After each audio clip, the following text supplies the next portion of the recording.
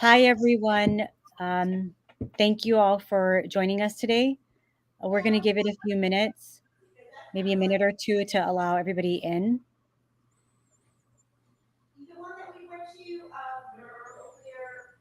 Okay.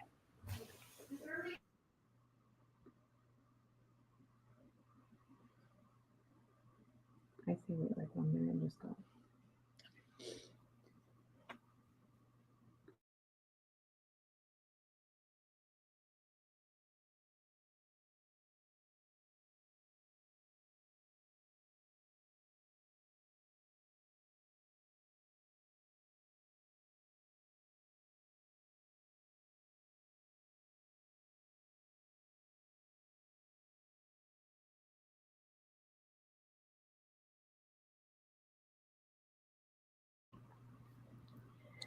Okay. I think we're going to get started now. um, Good afternoon, everybody. My name is Sana Ansari Khan, and I'm the director of the Digital Spaces Project at Muslim Counterpublics Lab, which is MCL. MCL's mission is to disrupt and subvert dehumanizing narratives that are designed and deployed to justify state violence against Muslims, while the Digital Spaces Project at MCL supports Muslims building narratives by addressing online challenges of surveillance, censorship, and violent harassment.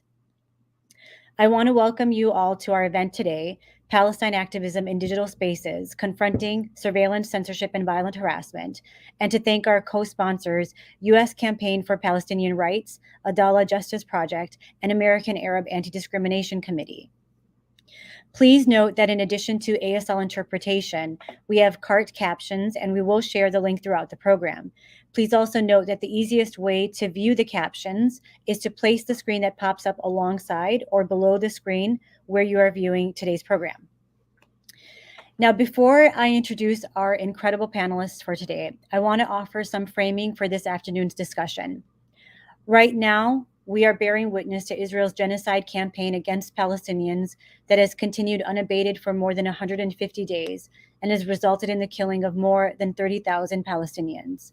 While Palestinians and allies have worked to expose Israel's violence through various media platforms, we've also witnessed increased surveillance, censorship, dehumanization, and violent harassment of Palestinians online. As Marwa Fatafta, MENA policy manager at Access Now, noted for Al Jazeera, quote, Palestinians documenting and speaking up against Israel's genocidal war on Gaza have faced relentless censorship and repression, accompanied by an explosion of state-sponsored disinformation, hate speech, and calls to violence on social media, end quote. These incidents contribute to real life violence against Palestinians, to increased policing of their speech, and to their subsequent prosecution and criminalization. The surveillance, censorship, and violent harassment against Palestinians online has served to obstruct their ability to share their narratives, challenge harmful ones, and connect and organize with others. The result is an attempt to remove Palestinians and their historical accounts from social media platforms and thereby from public discourse in an effort to isolate and marginalize them further. This is nothing new. Scholars such as Dr. Maha Nassar, a Palestinian American associate professor at the University of Arizona, produced research in 2020 that found that the pervasive exclusion of Palestinian voices from mainstream media narratives in the West was an intentional tactic that was deployed to erase the humanity of Palestinians and whitewash Israel's crimes against them. As our news consumption has moved online to allegedly democratized forums, online incidents of surveillance, harassment, and censorship of Palestinians have been well documented. Our panelist, Nadim Nashif's organization, Hamla, the Arab Center for the Advancement of Social Media, recently issued a report cataloging more than 10 million pieces of violent content in Hebrew directed at Palestinians across social media platforms in 2023 alone. This dehumanizing violent content on platforms has led to real world violence and war crimes against Palestinians. Online surveillance, including social media monitoring of Palestinians in Israel and the Palestinian occupied territories, is another oppressive digital practice on the rise. Numerous outlets, including Al Monitor, CNN, and Al Jazeera, reported in November 2023 that Israel had enacted an amendment to its counterterrorism law to criminalize, quote, the consumption of terrorist materials, end quote. Adala, the Legal Center for Arab Minority Rights in Israel, warned that the amendment would criminalize, quote, even passive social media use, end quote, amid a climate of surveillance and curtailment of free speech targeting Palestinian citizens of Israel. The surveillance and infiltration of social media accounts has also extended to communities outside Palestine. Our panelist Trevor Aronson recently reported for The Intercept on sting operations conducted by law enforcement on social media platforms, specifically targeting Muslims in the United States. Within this environment of surveillance and dehumanizing content inciting violence online, there is also pervasive censorship. Multiple outlets have reported on the difficulty journalists face reporting from Gaza, including from violent attacks on Palestinian journalists and their families. International NGO Article 19 emphasized the importance of social media in this environment due to its, quote, ability to allow for information about the hostilities to circulate in and get out of Gaza. Voices of local reporters and ordinary social media users on the ground are vital in informing the world about the realities of the conflict, end quote. Yet, quote, despite their crucial role in this conflict, and despite repeated criticism over their handling of previous conflict situations, social media companies continue to fail to respect international human rights and international humanitarian law norms and to uphold freedom of expression during conflicts, end quote. Between October and November of 2023, Human Rights Watch documented over 1,049 takedowns and other suppression of peaceful content on Instagram and Facebook that had been posted by Palestinians and their supporters, including about human rights abuses. While these problems online extend to other communities, including those supporting Palestinians, our discussion today will focus on the challenges Palestinians face because of the urgency of the genocide campaign being carried out against them and the social media practices carried out in order to support that campaign. We are witnessing an intense campaign of online dehumanization leading to real-world violence. When coupled with censorship, the result seeks to ensure the Palestinian community is stripped of their narrative power in order to keep them marginalized. Our conversation today will discuss these problems and the tools at our disposal to address them so that our communities can continue building power by creating and sharing their own narratives in order to influence discourse that in turn informs policies that impact us. And with that, I'd like to introduce our panelists who will guide us through today's discussion. Our first panelist is Trevor Aronson. He is a contributing writer at The Intercept and author of The Terror Factory, Inside the FBI's Manufactured War on Terrorism. He is also the creator and host of the documentary podcasts American ISIS, available on Audible, and Alphabet Boys on iHeart Podcasts. Nadeem Nashif is a social entrepreneur and digital rights defender. He is also the founder and general director of Hamla, the Arab Center for the Advancement of Social Media, a Palestinian digital rights organization. Nadeem is also a senior policy analyst for Al Shabuka, the Palestinian Policy Network. For the past 20 years, he has worked on community development issues. Mona Shataya is the campaigns and partnerships manager, MENA, and corporate engagement lead at Digital Action. Mona is also a non-resident fellow at the Tahrir Institute for Middle East Policy, focusing on surveillance and digital rights in the MENA region. Additionally, she is a non-resident scholar for the Middle East Institute in the Cybersecurity and Emerging Technology Program and the Palestine-Israel Program. Thank you all for joining us today and for being panelists on this important topic.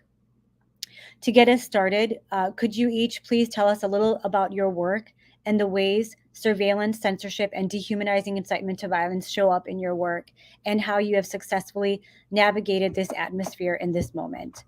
I will start with you, Trevor. Oh, I'm mute. Sorry, Trevor, you're on mute.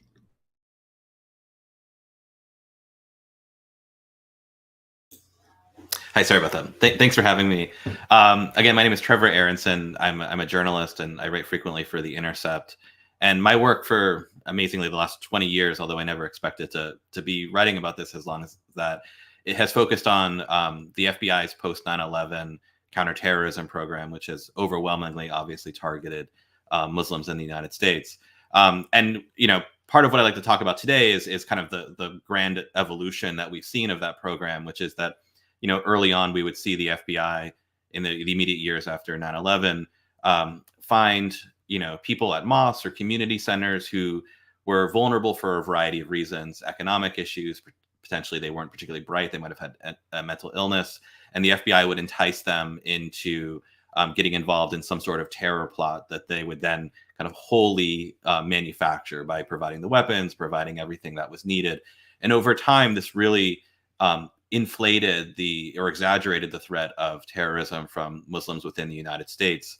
And as a result, you can see kind of this kind of, it feeding into this larger hysteria in the post 9/11 era, kind of creating the atmosphere of Islamophobia that in many ways still exists as strongly today.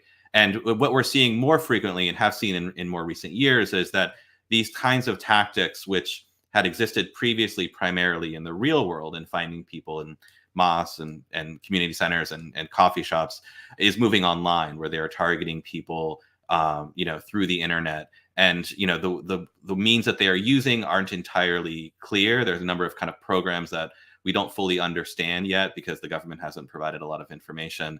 And so the crux of my work is really kind of questioning the degree to which the U.S. government security services such as the FBI is disproportionately targeting Muslims in terrorism stings using laws that were expanded greatly in the post 9/11 era, and whether they are in fact manufacturing crimes that are then exaggerating the perception of danger from Muslims within the United States. Thank you for that. Mona? Thanks, Sana. Thanks for having me, and thanks, Trevor, for this introduction. My name is Mona Shaya, and I work for Digital Action as a campaigns and partnerships manager for the MENA region and the corporate engagement lead. I also work on tech policy, including content moderation, as well as a digital divide and digital discrimination against communities, especially marginalized communities, and I do focus on global majority countries, including Palestine, as part of that. Beside that, I also focus on surveillance technologies, which is also usually used to discriminate against people of color and minority groups all over the world. During my work, I've been focusing a lot on Palestine as part of the MENA region, and have done a lot of intersectional work between what's happening in Palestine among other or in intersection with other communities around the world, such as what's happening in Kashmir, as well as Western Sahara, Latin America, among other communities. And we've seen a lot of similarities that I think we're gonna be speaking about. So we're not the only people who are facing this, but it's been intense situation, keeping in mind everything and a real world harm that Palestinians are exposed to as part of this digital discrimination that they are facing in the online spaces. That's from one hand, and from the other hand, how tech harms are affecting people on the ground, and how social media platforms are profiting, not only allowing this discrimination that cause dehumanization of Palestinians and other communities, but rather they are profiting from the ongoing genocide and profiting from this hate speech on their platforms in Palestine and in other places around the world. Thank you.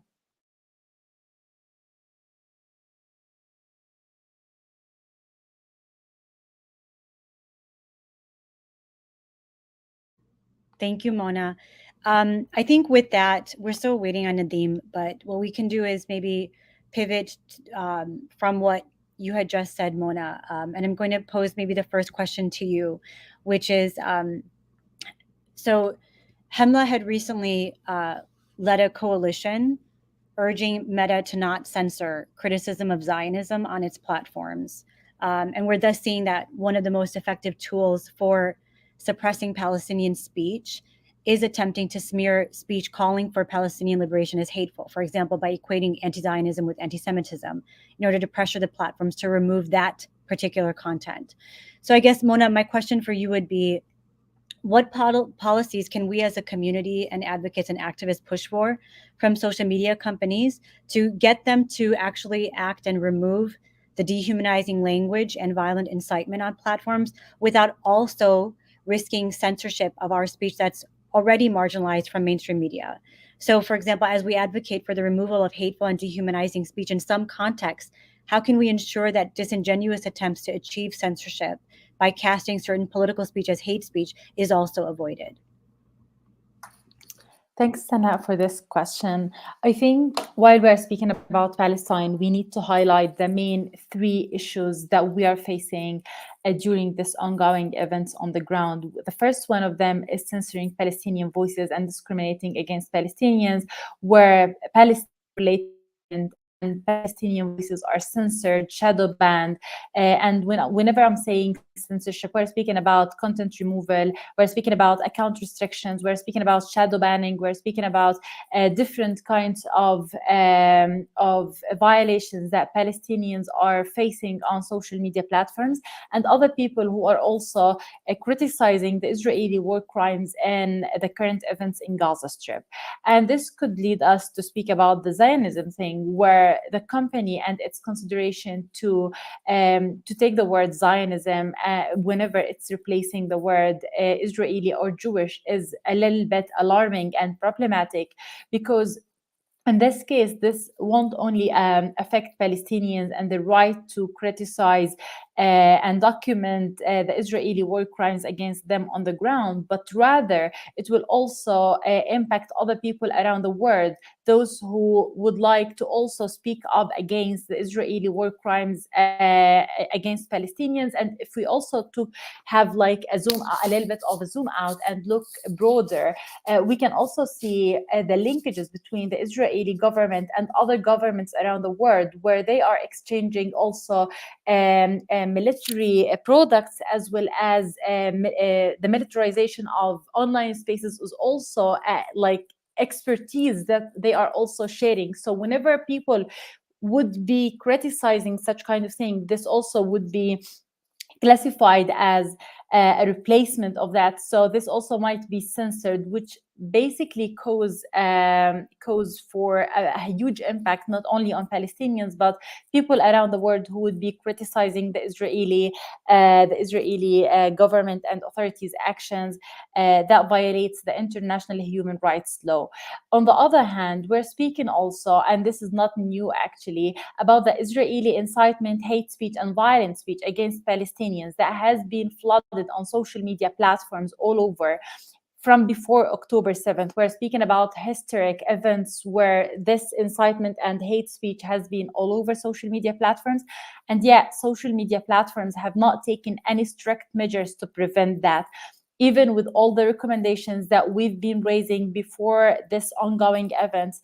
We've been calling on them to prepare a hostile speech classifier, which also was a recommendation in the BSR, which is the Business for Social Responsibility Network Human Rights Due Diligence, that was published in September 2022. Unfortunately, Meta, among other social media platforms, they don't have enough investments to prevent such kind of content. And Meta, they reported to the oversight board that they have accomplished working on their hostile speech classifier in Hebrew language in September 2023, which means a month before this ongoing crisis had started. Yet when the crisis started, or when October started, we discovered that this hostile speech is all over the place and their classifier is not working.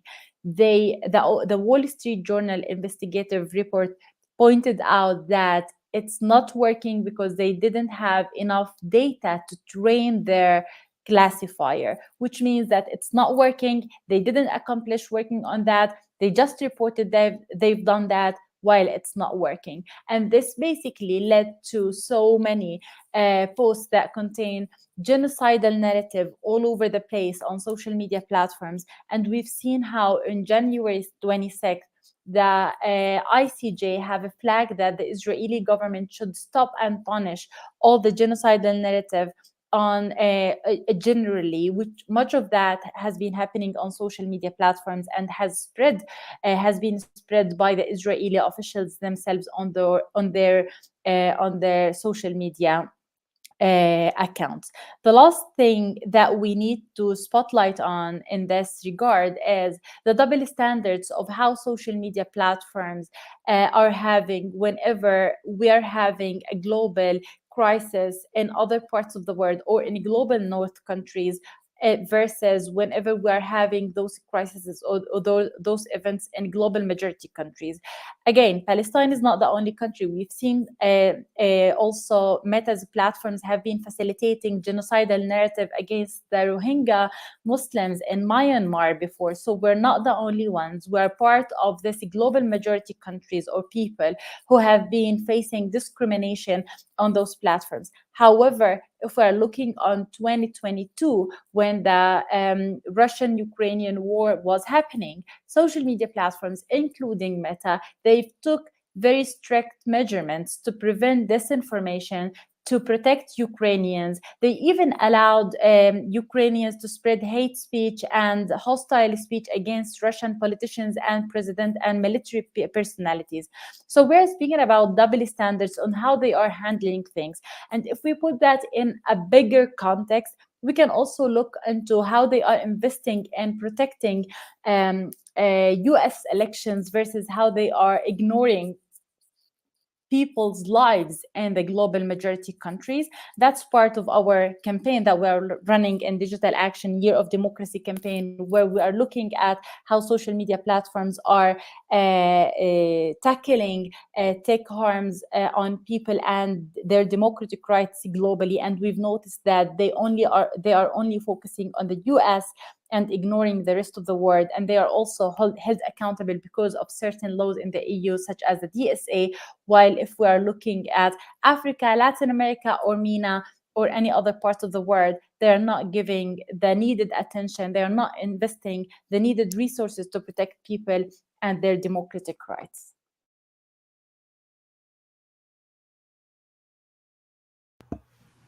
Thank you, Mona. That's really helpful. And I just wanted to maybe follow up on a few kind of questions. So would it be fair to say that, striking the balance between moderating dehumanizing language on the platforms and protecting against censorship would require more resources being invested towards developing hostile speech classifiers and maybe democratizing that process by including the different sort of groups that have been traditionally marginalized in developing those classifiers? Would you say that would be a way to kind of strike that balance? Because I think what we're seeing, at least in the US context, is that this sort of kind of unwillingness to hold the platforms accountable is for the dehumanization that's on the platforms is because of maybe fears that it would lead straight to censorship, or it could be a tool in the hands of the companies, hand in hand with the governments, to really be able to determine what content stays up and what it doesn't. And I think, in the US we have Section 230, which prevents the intermediary liability for the platforms. And so a lot of the speech groups in the United States and the digital rights groups in the United States are very much in favor of protecting Section 230, particularly for that reason, which is that creating this sort of more accountability for the platforms is a real straight line into censorship. Because if you can hold them accountable for dehumanizing language, then you can actually dictate what content stays up and what doesn't. And in this moment, particularly in Palestine, it would have really played into the tools of the state in order to be able to remove all content that is critical of Israel, because like you see, any content that is being critical of Israel is being deemed as anti-Semitic, it's being deemed as hateful, and they're claiming it's dehumanized. Well, I think investing more resources is one thing and it needs to be done. And when I'm saying resources, I mean human and financial resources. Since like we can speak about human moderators, we can speak about more fact checkers, we can speak about more resources when ever we are looking at how they are managing that. Like we don't know like how much did they invest in different cases like around the world. We don't know, like we they only give us like lump sum of their investments and fighting or combating disinformation. However, like if they just being transparent and tell us how they are distributing those resources, human and financial resources, this would give us a clear idea. So when investing more resources, secondly, having more transparency about their investments, their relationships with the governments, and the requests that they are receiving from government. In the Palestinian case, they do receive two kind of requests from the Israeli government. The first one is the legal request, and the other one is the voluntary, which where they are receiving from the Israeli cyber unit. And they don't even mention anything about that in their transparency report. And the third one is we need to address the dehumanization, labeling, and stereotyping of Muslims and of Palestinians. They need to be transparent about their algorithms, what kind of data sets they are using to train their machine learning systems. In a couple of incidents that happened since October 7th, we've noticed that there is a deep discrimination in their algorithms and in their machine learning system in different platforms. I mentioned WhatsApp and Instagram in this case, where they don't have any kind of transparency about the data sets that they are using to train their machine learning systems. So we're speaking about something more than investing more resources, but investing more resources could be one of the asks that we need from them to address this kind of thing. On the other hand, we need also to have more inclusivity for civil society organizations in designing their policies. We need to co-design those policies, because so far they are just like forcing, or they are overwhelming civil society organizations to do the whack-a-mole work. They ask them to report on case by case so they can restore those pieces of content that have been taken down by mistake, as they say. However, the responsibility of the civil society organization is to sit on that table and to co-design those policies to ensure that the underrepresented communities' voices are there, included in their policies and in their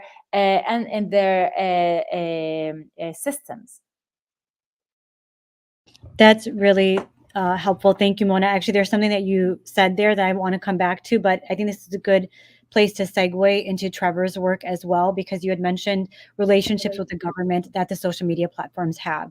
And that's actually something that Digital Spaces Project at Muslim Counterpublics Lab is also looking into, along with one of our co-sponsors, ADC, which is the relationship that the social media platforms has had in the wake of October 7th.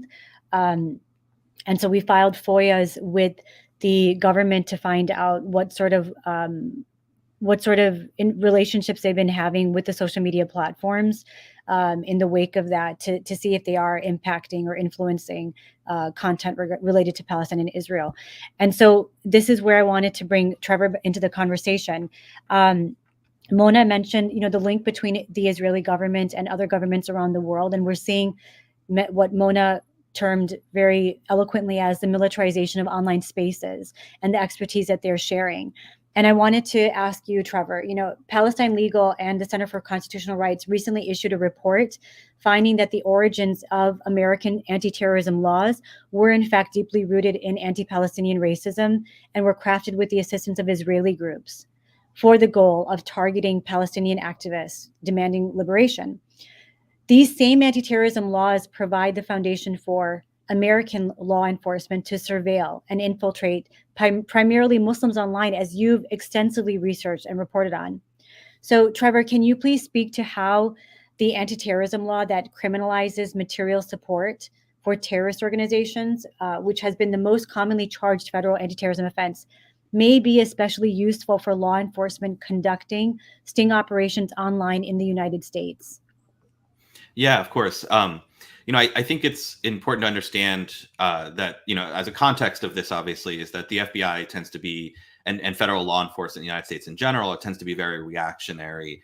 And so what we're seeing, more presently since October 7th is a increased kind of investigations, interviews, door knocks involving Palestinians there in America. There have been a number of reports of this, which are credible given the FBI's history. And so, Palestinians now may be in a position where they, might be a subject to some sort of material support investigation more than perhaps before October 7th. And to understand material support, I think it's important to kind of a quick kind of context of it is that material support under the federal law is bifurcated. There's a material support for what's called domestic terrorism, and that involves everything from anti-government extremism, even including neo-Nazism. Even though that has its origins in Europe, it's considered a domestic ideology under the FBI. And for material support under so-called domestic terrorism, there are about 49 specified crimes: hijacking, bombing a government building, kidnapping or murdering a public official, that are terrorism offenses, things that you would assume would be lumped into political violence. On the other side is what's called international terrorism, and while those include those offenses require kind of a designation as a foreign terrorist organization, and while there are some examples of non-Muslim or what security officials would call Islamist extremist groups, such as the Tamil Tigers in Sri Lanka, or until recently the FARC rebel group in Colombia, the vast majority of the groups defined as international groups are Muslim-oriented groups like Al-Qaeda, the Islamic State, Hamas as an example. And the application of material support involving people associated or accused of it being associated with those groups is much broader. It just requires someone to provide some sort of assistance to the person who is affiliated with the organization. An FBI agent once joked to me that making a sandwich for someone affiliated with these groups applies, material support charge. And so what we see over and over again in material support charges involving people accused of being involved in some way with international terrorist groups is that the material support that they provide is at times, quite insignificant. It might be driving someone to the airport. It might be providing someone with a document that can be easily found with a Google search, but because that person sent it directly to someone who they believed was associated with these groups, that they are then, can be charged under material support, which comes with draconian, sentences, 20, 30 years at times. And it's also important to understand that being charged or convicted with material support in the United States, you do not actually have to help even make a sandwich for a real terrorist. If you make a sandwich, and excuse this metaphor, if you make a sandwich for someone, an informant, for example, who tells you that they are associated with, say, the Islamic State, then that is something that is chargeable under the material support law. And so there are enormous ways that the FBI and the Justice Department are able to kind of bend this law to apply to activity that may not, to an average person, be something that they would constitute as providing support to any sort of terrorist organization. And so what we're seeing increasingly now as these types of investigations of alleged terrorists move online is that the FBI, through the use of undercovers and informants, are trying to get people online to, commit to some sort of behavior that can be captured under this material support rubric. A case that I wrote about recently involving a man who was alleged to have been a part of Hamas, and the FBI, in trying to kind of get him on material support charges, which ultimately they were not able to do, but their kind of gambit in this case was encouraging him to send documents about, military documents about, tactics and building bombs. These are documents that you can find online if you Google them, but because they were encouraging him to send these documents, that was essentially the crime that he was committing. or that they were trying to get him to commit. And so, it's important to understand that, in a lot of these activist groups, there will be informants, and it is usually the government who is ultimately kind of pushing people to maybe cross the line in some way, because that's their way of building these cases. And finally, what I note too is that we still have a lot of unknowns about how the government is finding people online to target in these kinds of online material support investigations. Openly, what the government says is that they have a lot of informants, and those informants provide information to the FBI that then prompts these investigations. And no doubt that's true. But we also know that the FBI's access to the NSA's bulk surveillance apparatus, which was exposed a decade ago by Edward Snowden, allows the FBI to, in an automated way, identify people who are posting things that the FBI views as suspicious. And then finally, there is a lot of questions about, as you mentioned, you alluded to earlier, the level of cooperation between social media platforms and the government. We do know of one program that the FBI operates called Operation Bronze Griffin, and that allows the FBI to receive, without warrants, without any sort of legal oversight, information directly from Facebook employees who are voluntarily reporting to the FBI posts and users whose activity matches some of the interests of the FBI. We know, for example, that they've used Bronze Griffin to identify far-right extremists in the United States. And so it would not be at all unusual to assume, or inappropriate to assume, that they are then using that same program to identify what they view as Muslim extremists, potentially even Palestinian activists.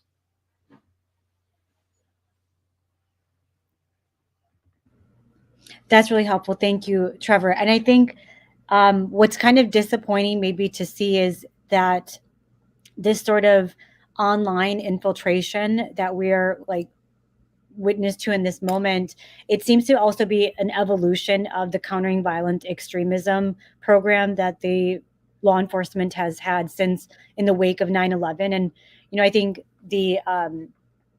that's been also the effectiveness of those programs have been unproven, right? There was a report issued in 2017 that said that we don't know how effective this program is, and it seems to be that the law enforcement is choosing to continue to go down this path. And you brought up a really interesting point about the designation of foreign terrorist organizations, and so I think this is a good maybe chance to add this question, which and this for Mona and for Trevor. The stigma of terrorism provides pretext a lot of times not only for censoring advocacy for Palestinians, as categorizing Palestinian groups as dangerous organizations and individuals, which are social media companies' policies determined largely by U.S. designations of, like you mentioned, Trevor, foreign terrorist organizations. But the stigma also justifies increased surveillance against these groups, like you just mentioned. And this association with terrorism may also explain companies under moderation of dehumanizing content, calling for violence against these groups of people as being legitimate targets of public ire. So my question to both of you is, what can we do possibly to challenge this labeling that has devastatingly marginalized our communities for decades, and that now supports our marginalization in digital spaces? And this question really goes back to also what you had mentioned earlier, Mona, which is, you mentioned the requirement of like having inclusivity of civil society orgs in the decision-making process. And what sort of participation do members from our community have in the process for the dangerous organization and individuals policy that the social media platforms have that is kind of feeding into this terrorism stigma? And that question then becomes like, what leverage do we have against these companies?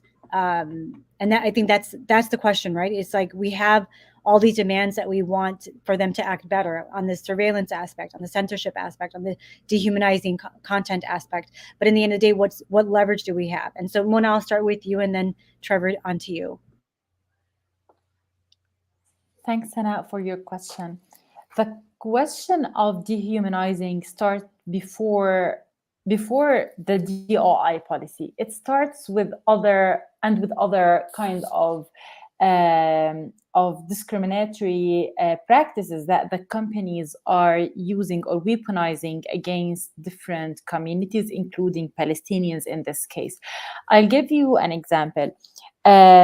Since October 10th, there has been two big incidents where there was obvious labeling and stereotyping of Palestinians that also led to or contributed to dehumanize Palestinians. The first one is when people were trying to look for AI generated sticker on WhatsApp about Muslim Palestinian boy. They were finding this little boy with a gun. However, when they were looking for an Israeli boy, they were finding a boy who's reading or playing or something like that. Even when people were looking for an Israeli soldier, they were finding just like a man who dressed like a soldier without even a weapon or a gun or anything like that. So in this case, and when this was reported to them, the only word that they've said it was it was a bug. And this continuous use of their mysterious glitches and bugs about their deep discriminatory policies against our communities should be flagged, and we need to speak up against that, because it's not a singular case. It's happening every day. It's a systematic failure of addressing your discriminatory practices and policies against people in global majority countries and against certain communities. The other case was when on Instagram, one of the users have the word Palestinian and then a flag and then the word Alhamdulillah, which means thanks to God or praise to God. And when people were clicking on the automatic translation of that bio, they were getting Palestinian terrorist praise to God. And those two incidents can give us just like an overview about how this dehumanization, stereotyping, and labeling for people or for Muslims as terrorists, like it's beyond, like this is not even part of the policy. I'm gonna speak about the DOI policy because I've been involved, like speaking about that, like in different contexts and capacities. But like those two incidents can just like flag a huge crisis on how the company is linking Palestinians or Muslims or religious phrases with terrorism. And this is like alarming. It's pretty much something that happened, like two incidents happened, I think, over the span of a month or like 5 weeks, something like that. And in both cases, the company was saying, this is a glitch, we're going to figure that out and we're going to solve it. And this is not okay. Like in every crisis that we as Palestinians have been to, and every problem that has been like happening, they were saying this is a glitch. And it's important to say that those repetitive so-called glitches are not really glitches. Those are systematic failures of the companies to address their problems with certain communities. That's the one thing. The other thing, whenever we look at the DOI policy or the DOI list, the first problem with that is the company is not transparent about that. We don't know who's designated on that list. So for so long, we've been asking the company a very simple demand. Just be transparent. Can you announce your list? And they have been hiding that for so long. In 2021, Trevor colleague Sam Bedell at the Intercept, he has leaked that list, which has over 4,000 names. Most of them are people from Middle East, are people from Africa, are people from communities of color. And this also can give us a clear idea on how this designation have been happening. Through this engagement with the social media platforms, we've been asking them to invest more resources in public research to designate other militarized groups who has been causing on the ground attacks against people, especially in Palestine and more particularly in the West Bank. Nothing has been done there. That means that they are just designating groups that are coming from Muslim background, that are coming from global majority background, that doesn't have like economic or political power inside the company, and they're just designating that, and there's no pushback there. And whenever we are pushing back on the DOI policy, the pushback or the changes that the company has been done, and again, I'm not sure if they published that recently, but so far, to my knowledge, it wasn't. Like even the changes on the policy have not been published, and it's very alarming on how they are treating like the praise, support, and representation, and having such kind of policy without recognizing that those groups are part of the political landscape in certain contexts means that they are shaping the political discourse in certain countries, preventing people from having a look or just like being informed about what those groups are saying politically in certain countries, including in Palestine. And this would also mean that we need to speak about how also they take very particular and very detailed parts of their policy. For example, in the updated policy, they were saying that people can speak up against one of those members, like the DOI members, if they give a context. So if people in Palestine want to speak about Hamas, which is part of the DOI policy, they need to give a context. They can criticize them, but they can't say something positive about them. But before even criticizing them or before even putting out a piece of news about Hamas, they need to put a context. So it's okay if everyone is just aware what does that mean, but it's not okay when people are just normal users. Some of them barely can read or barely can be involved in the politics, and we're asking them to give context about a piece of news about Hamas, and just put that in context within the ongoing events in Gaza Strip. So if people want to put something out about Hamas, they need a piece of news. They need to give a context about that. And it's a bit tricky because not everyone knows what does that policy mean. Their policies are better at English and they are not well translated whenever it comes to the other languages, including Arabic. And there has been research about that. It was done by the Localization Lab 2 years ago, and how they are translating their policies, which means their policies are not even clear for people in other languages beyond English. So we're speaking about different difficulties that denies people their right to free speech, the right to political participation in the online spaces, that also at the end of the day leads to the dehumanization, labeling, and stereotyping of those communities. Thank you, Mona. Trevor? Yeah, I would add that in many ways I see, from kind of covering how speech prompted investigations kind of in the immediate years after 9/11, that you see kind of interesting parallels to online speech today.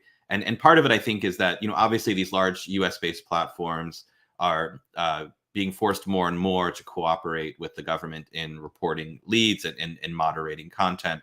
But I think it's also important to note that these are companies that are run primarily in the United States and are rooted in a culture that for 2 decades, if not more, has been promoting Islamophobia in ways that to people who are to some people may find very subtle, right? An example I can think of is that up until recently, whenever there was a live cable news coverage of some sort of violent act, you would often have newscasters ask the question, well, is it a terrorist? And what they meant was, is the person Muslim? It was the kind of context of what they were saying.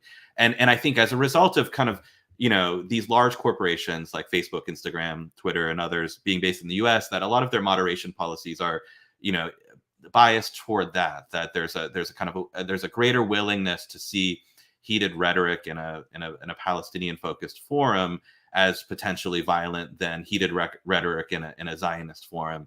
And so I think to some extent, this Islamophobia and bias is baked in, that not only are government agencies like the FBI disproportionately targeting Muslims over other groups, I think there's kind of a baked-in bias within these platforms to assume that heated rhetoric from one group is more likely to equate to violence than heated rhetoric from another. And I think combating that and pushing back on that is just an incredible challenge. And I think you can even see in part, like in the post October 7th moment, we saw reports of the Israeli government making a very concerted PR effort to get Hamas compared to the Islamic State, right? And I think part of that is in part to kind of equate that level of violence and ideology in an effort to kind of silence dissent from people who are speaking out against what was happening in Gaza, that they could, it gave cover for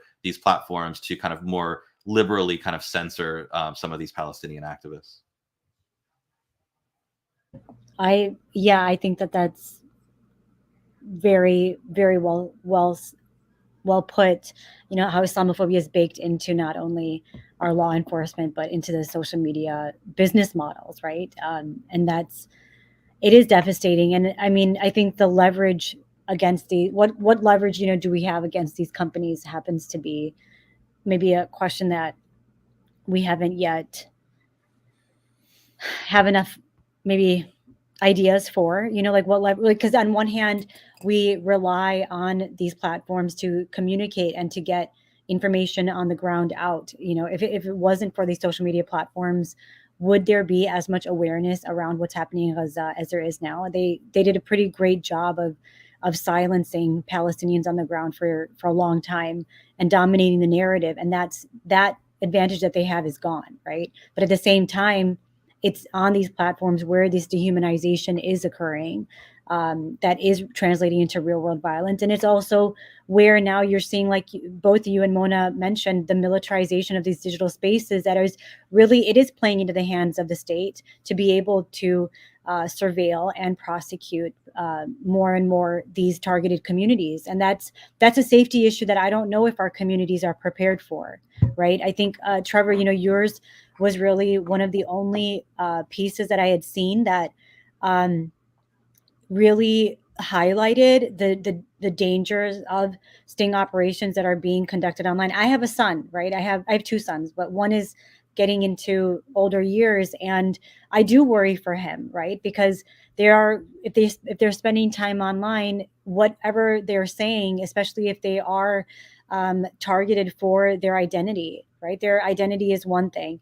And so they're already suspect. And if they say or do the wrong things or are in the wrong spaces, and that's a terrifying thought, right? And so I don't really think that our communities have even started to grapple with the threat that online surveillance and the sting operations that you've investigated on pose to members of our community. And we've been kind of wrecked with the consequences of CVE in our communities for decades now, right? Like what the infiltration in the mosques, in the communities, the informants that put members of our community in prison for, like you said, 5-10 years, but sometimes the mental health consequences of that on our generation have been devastating. I think Rolling Stone just issued an article about the mental health implications of this type of surveillance state and this type of constantly being suspect and being under the microscope, what it's done to this generation. And we have yet to kind of, I think, address that component of it. But I wanted to, there's a few other questions. Maybe we can also look at the audience and see if there's any others. I'm just trying to read. There's one question. Sorry, for that one. Okay, so we're gonna project it. It's from Shagufta Hakim, and she's asking, for over a decade, social media platforms have designed a bad product and facilitated hateful rhetoric on their platforms. Is there a possibility to see these entities as state agents that should be regulated by the people instead of expecting the tech industry to regulate themselves? And I think that goes to the question of, that's a great question, Shagufta, thank you. And I think it also goes towards maybe another lens through which we can look at leverage, right? What do you all think about that? Mona, I'll start with you.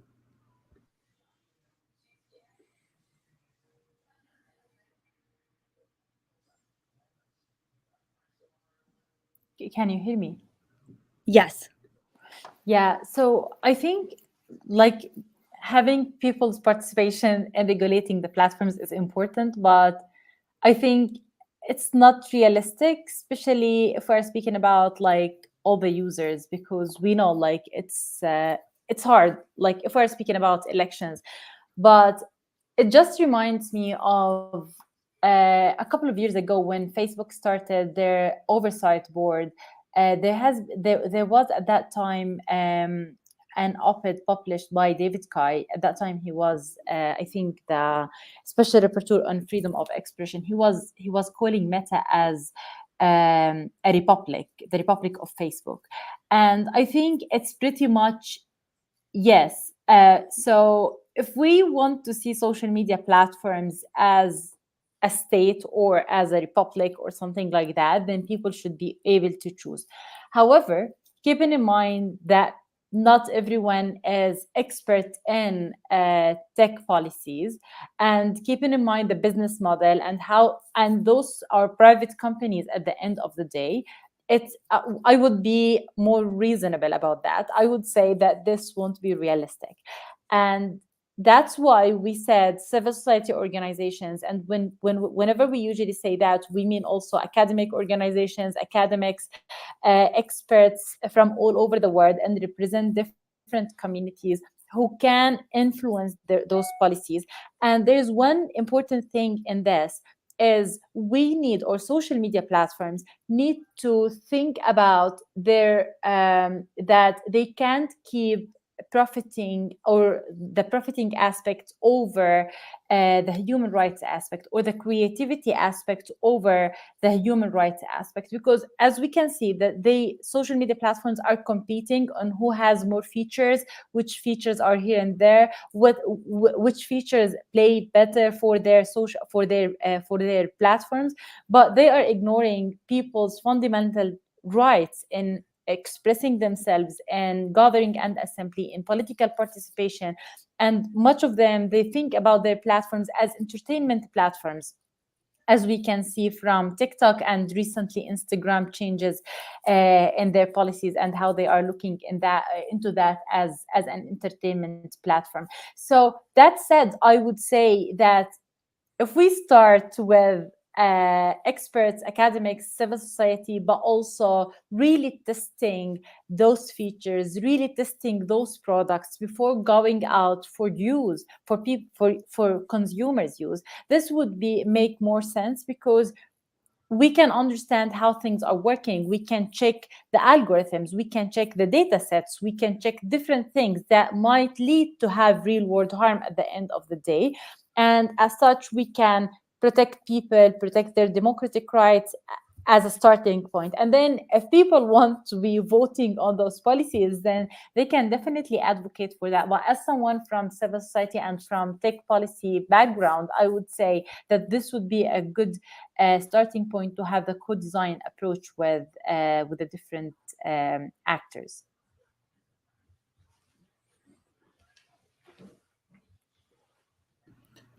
Trevor?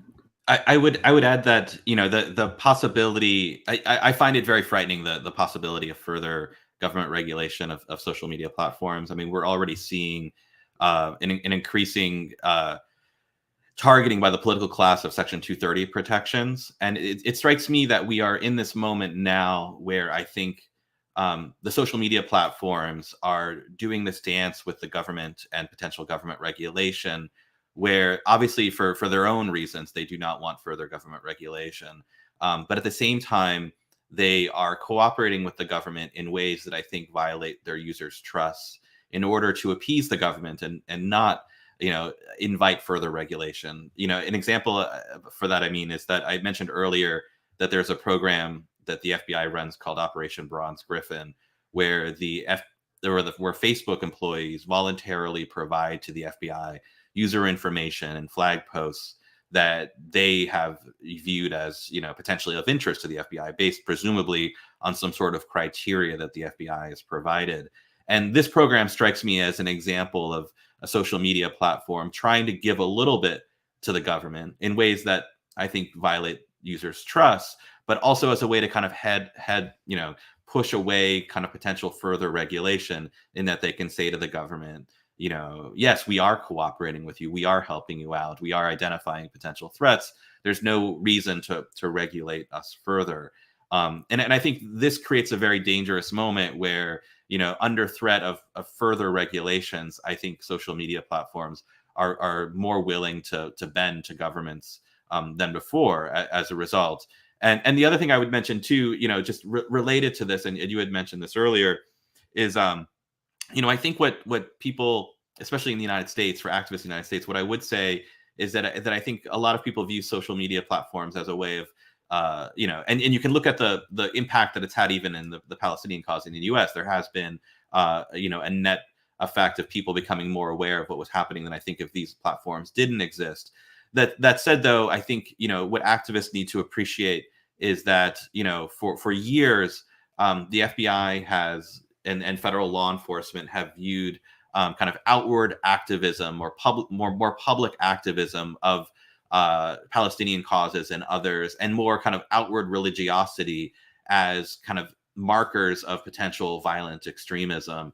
And so what the government says is that they don't investigate speech. That's the official line. But we do know that in the post 9/11 era, this idea of threat assessments allows the FBI to investigate people that they deem a threat for any variety of reasons, and that there have been case after case where the FBI has been identifying people for investigation based solely on things that they have posted on social media, not even violence, just like advocating certain political causes that have caused the FBI to investigate them. And I think, the concern for me is that, as federal law enforcement agencies continue that practice, are they getting unsolicited leads from, companies like Facebook that are just looking to play nice in order to stave off any further regulations in the future?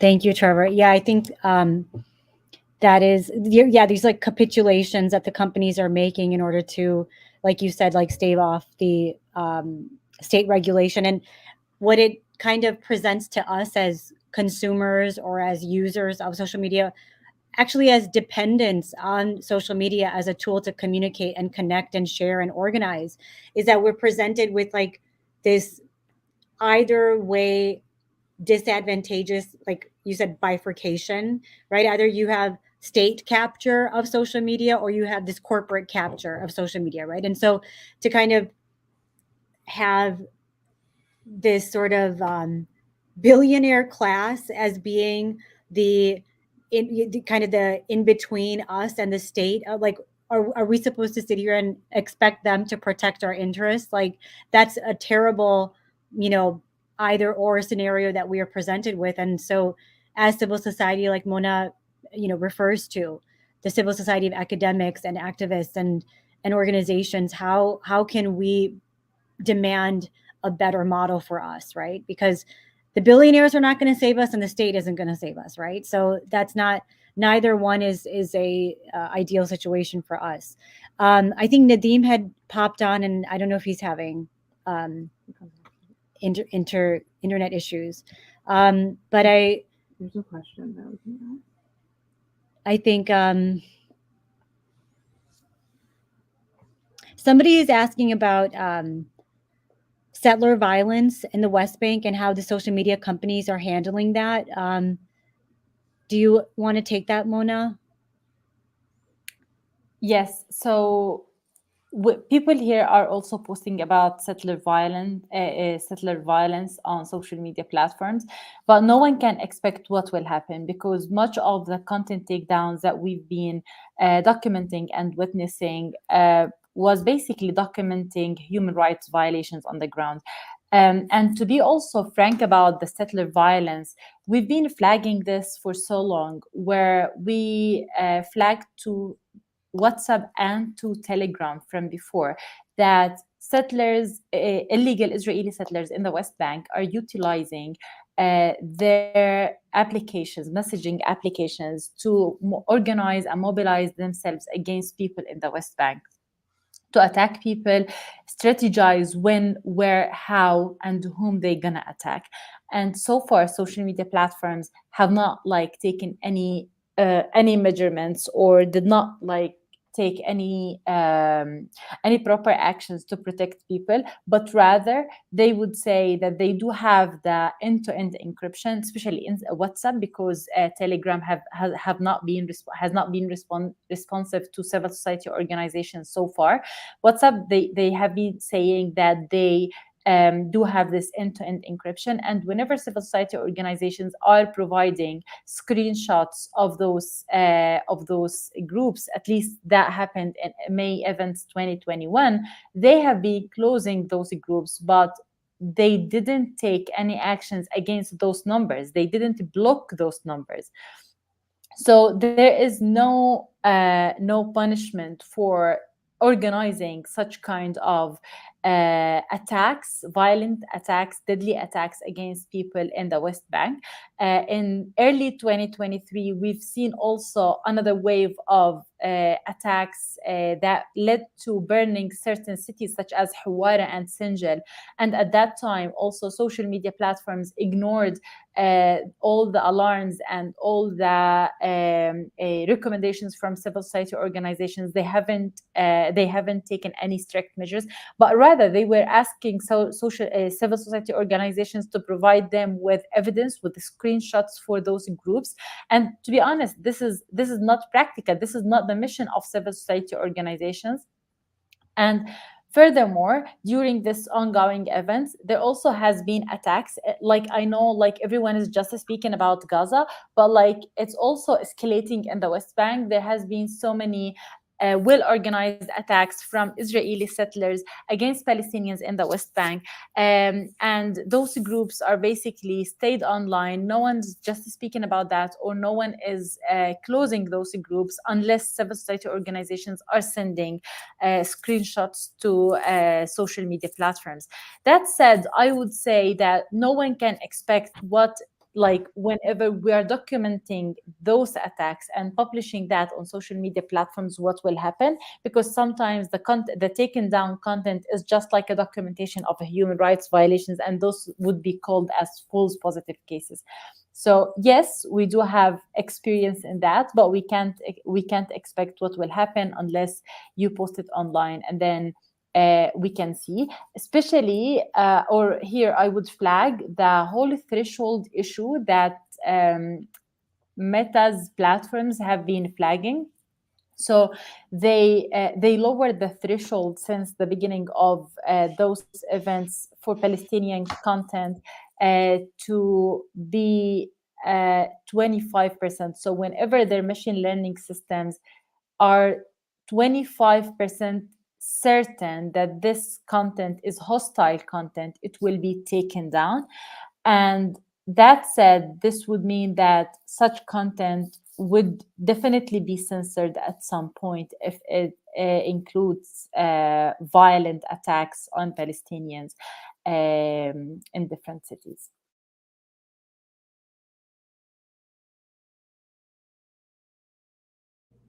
Thank you, Mona. Okay, I'm gonna there. Yeah, I think we can address that at the end. But I wanted to kind of segue into Mona. You had mentioned some really interesting points regarding how the social media companies are addressing that type of violence, of settler violence that's being not just streamed on the platforms, but also incited on the platforms. And I wanted to kind of parallel social media practices and the social media sort of coordination with the state. I wanted to parallel what's happening in Palestine with how that can also translate to communities in the US and the coordination between the state and social media platforms here. And we've kind of talked about that throughout the panel today. But Trevor, I wanted to ask you to kind of tie what Mona was saying into what we're kind of experiencing here in the US. So for example, you know, do you see parallels with the American material support for terrorism laws here? And based on your research regarding American law enforcement targeting Muslim communities during the war on terror, do you potentially see us entering a new phase of targeting with increased prosecution efforts? So, and we talked about that a little bit before, but the real question here is like, how much are online surveillance and sting operations part of the current national security strategy? And do you see a difference across administrations? And the reason that I'm kind of asking this is that if there is a transition in leadership to a Trump administration, do you anticipate any significant changes on that regard? Yeah, so interestingly, the subtext of which a lot of this is happening is that we live in this very strange moment where I think more liberal Americans, Democrats in particular, are unwilling to criticize the FBI right now because they see them as kind of the guardians of the republic, given the Trump administration, or excuse me, given the Trump investigations. Separately, you know, there is a lot of rhetoric among conservatives, Republicans in particular, that the FBI is somehow weaponized against conservatives, which is really just a way of kind of undermining and criticizing the Trump investigations. And in truth, you know, historically, the FBI has disproportionately targeted minorities and people of color throughout its history. And even today, if you look at the record of prosecutions, there are far more prosecutions involving Muslims accused of being involved in some international terrorism than cases involving far-right violence. And so this idea that the FBI is disproportionately targeting you know, the types of people who were at the January 6th Capitol riot is just untrue. What we're seeing online through these investigations is that there continues to be a targeting of people of color and Muslims in particular. And so when you look at the record of sting operations, as you were pointing out, I mean, one of the few consistencies across administrations is that we're seeing the use of the Espionage Act against journalists like me and sources to try to kind of chill information that's being released. And we're also seeing the use of sting operations across administrations, you know, including liberal ones. You know, I mean, the Obama administration had an enormous amount of prosecutions. And so my assumption would be that, you know, under a Trump administration, we wouldn't see much significance. We may even see an uptick. I suspect a Trump administration's policies would be even more aggressive against Palestinians than the Biden administration has been. And so, you know, I think it's important for activists and people online to understand that, you know, more and more what we're seeing now is the FBI using informants, trying to infiltrate these groups and push people toward activism, toward terrorism of some sort.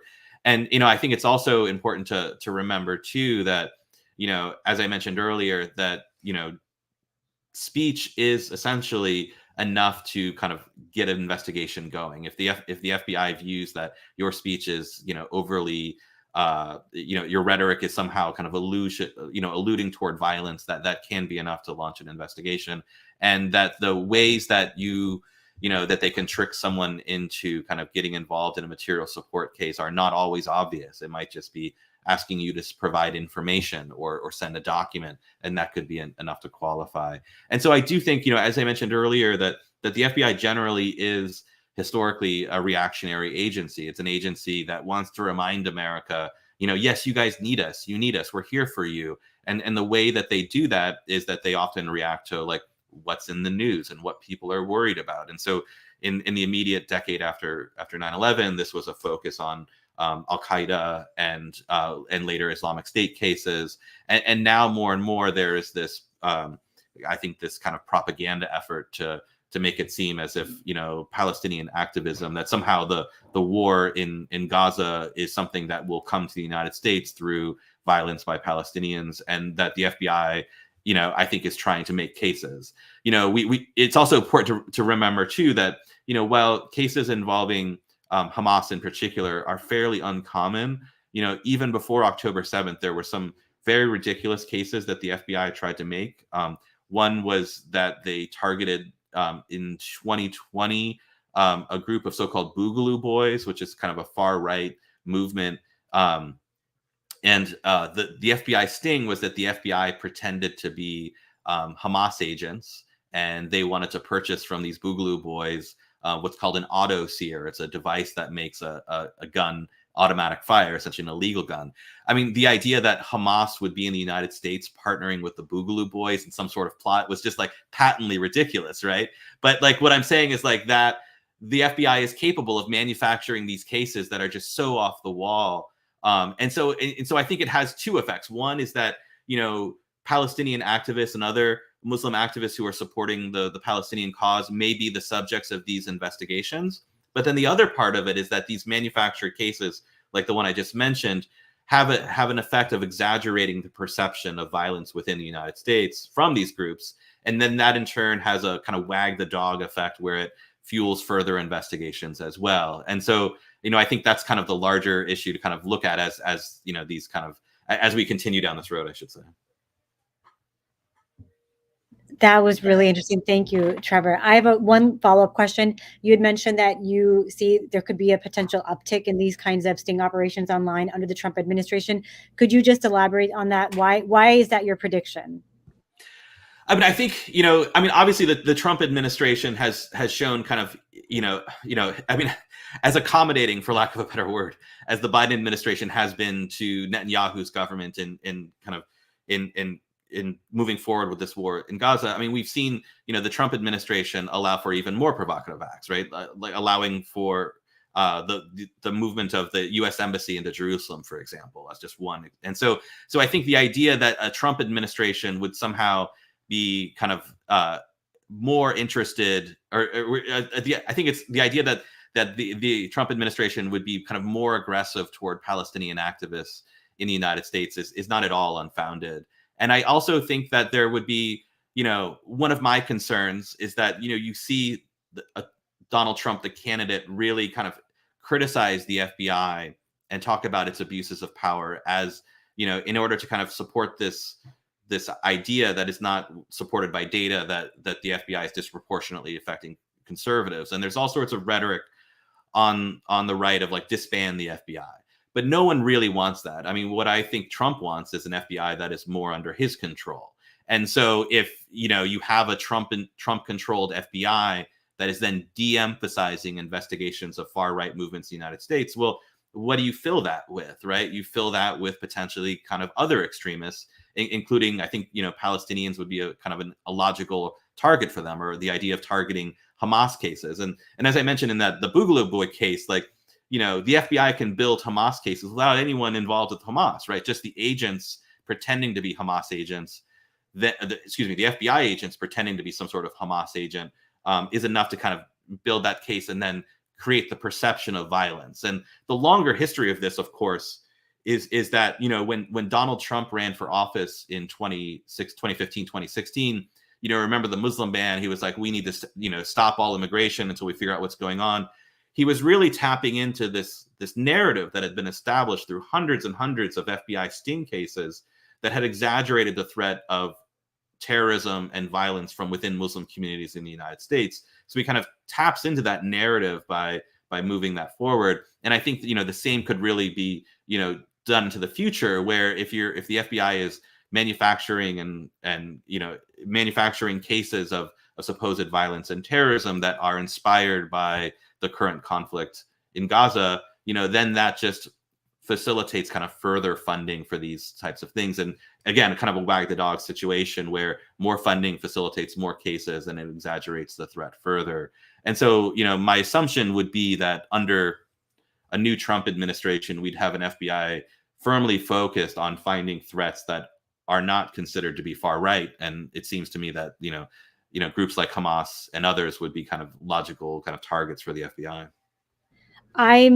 Yeah, thank you so much for saying that, because I think a troubling trend that I'm seeing is this sort of, and it's also a product of this two-party system that we're forced to volley between, that it's reactionary, that because there is so much anti-Palestinian animosity, and like, you know, sometimes by proxy it ends up bleeding into the Muslim community as well, you know, because they're used interchangeably. That's all occurring under a Biden and democratic administration, that for some reason there's this, kind of talk that maybe it wouldn't be so bad under a Trump administration. I don't know if you've been hearing that, but it's, it's also designed, a system designed to volley you between, two choices. And so you're being persecuted by one and you're, hopeful that you wouldn't be persecuted by the other. But I think what you're saying makes a lot more sense, that, to take heat off of the right and the conservatives, which are the Trump base, who would be the, the persecuted party du jour, and that it would be, as has been Trump's previous targets of communities of color mostly, and with Gaza happening at this time, the uptick in violence, it makes sense that Palestinian and Muslim groups would be targeted even more. And I think we're about to round up the talk today, and there are a few questions that have come up that I wanted to use to take this time to kind of, Mona, talk to you, especially, unfortunately, Nadeem is not here, but how we can support kind of the Palestine movement at this time, right? Like, and I think as Americans, American Muslims or American Arabs, Palestine is something that is on the forefront of our mind, because the United States is so actively involved in Israel's actions in Palestine. You mentioned Kashmir earlier, and I don't know, there's always been this sense, like, how much do Muslim communities or Arab communities care about Kashmir, right? Kashmir doesn't get necessarily as much organizing as Palestine does, right? And I think that one reason is because the U.S., what Israel is doing to Palestine would not be able to happen without the United States involvement, without the U.S. propping it up, funding it. So as Americans, I think we also see ourselves as being part of that oppression, if that makes sense, right? And so bringing it back to this moment, I think the question that somebody brought up is, what are some civil society organizations who are struggling with the social media companies that they can support, and that people who want to support Palestine in this moment can maybe uplift, and basically bringing it back to how we can support Palestine in this moment. Thank you, Sana. So you can support Palestine in different ways. I know, like, so many people have been involved in protesting for Palestine. Some other people were online protesting, publishing. So I think one of the most important thing is amplifying Palestinian voices. As you know, like, this censorship is aiming at shadow banning or reducing the reachability and the visibility of the Palestinian voices. So one extremely important thing that you can do for Palestinians is amplifying Palestinian voices. Follow accounts for organizations who are spreading Palestinian narrative. Some of them actually are based in the US and some others are not. I can mention part of those organizations, but, like, those are part of the great organizations, some of the great organizations. The IMEU is one of them. Rabit by PIPD is one of them. Hamla is one of them. We can also speak about Adala Justice Project. We are also speaking about Jewish Voices for Peace. We're speaking about Eye on Palestine, Mondo Wise, among others, among other organizations and pages that usually cover what's happening in Palestine in a really good way. The Intercept actually has been covering what's going on in Palestine in really unique way, I would say. So I would encourage people to follow those accounts and to interact with this content.